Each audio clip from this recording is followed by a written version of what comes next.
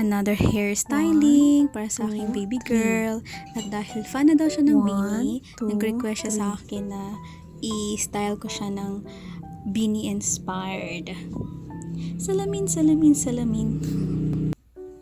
Hala no, nafe-feel ko na talaga ng aking baby. 10 years old na siya. And next year, maging 11 na. Tapos 12. Tapos maging teenager na siya. Oh, naku, ang bilis-bilis ng panahon.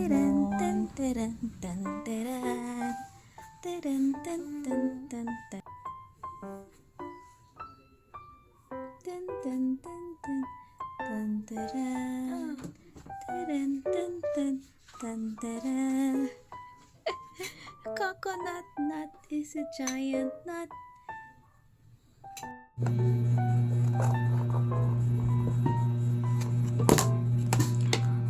Wow! Buko salad from ate. Thank you, tita ate. Ay, kahit man, ay.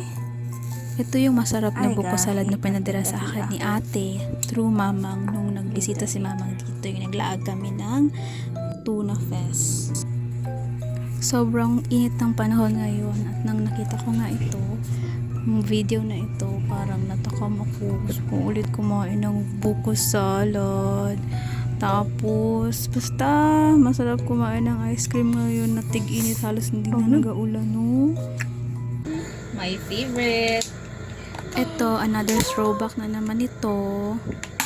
Hanggang throwback na lang muna tayo ngayon dahil wala pa tayong extra budget para sa mga ganitong treats. Nakala ng ating mga pera sa mga importanteng gastusin. At speaking of gastusin, is isa sa consequences na palaging naglilipat is kailangan mong maglaan ng pera para sa down payment. At ito na naman nga at kailangan na namin ulit magtipid dahil sa mga gantong klaseng gastos. For sure, mga ilang months ulit kami makarecover bago kami makapag-stick sa mga dati namin allocated budget like groceries. Sa ngayon, todo tipid muna dahil mahirap naman na hindi natin bayaran ang mga responsibilities natin. At dahil magkahakot na naman kami at maglilipat na naman kami, nagpapalihin na naman ang inyong ante. Ito, nakuha ko ito kay ate ko sa mga ganitong mga seremonyas niya sa buhay. Na-adapt ko na lang din. At meron siya ngayong additional. Dati parang tubig, bigas, tsaka tubig, bigas na ba yun? I'm not sure, pero lately nadagdagan na siya ng coins. Ano mo yan, ha?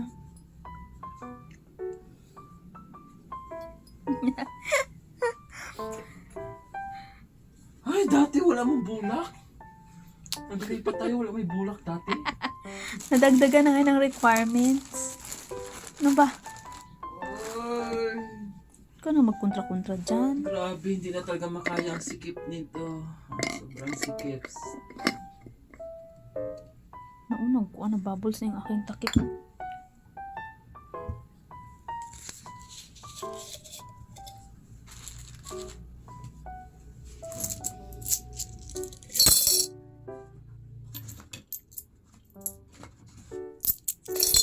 Kaya lagi may nagsinamok-samok, nalimot na lang ko sa asin.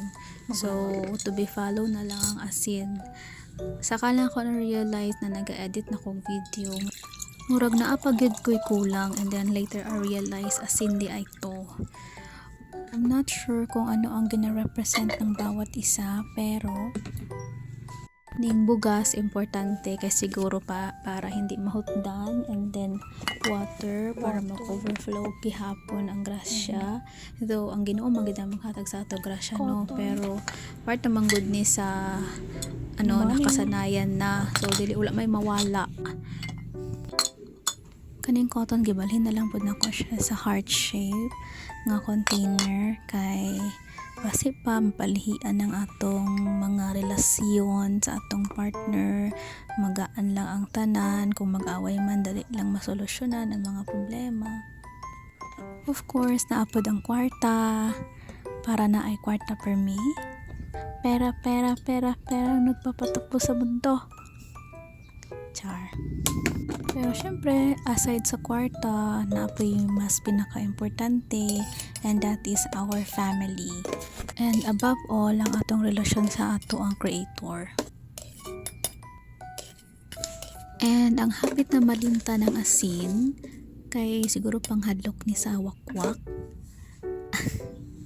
I'm not sure kung unsa gyud ang purpose ani, but sige lang, i-search lang ako later. So, maulang saron. Goodbye!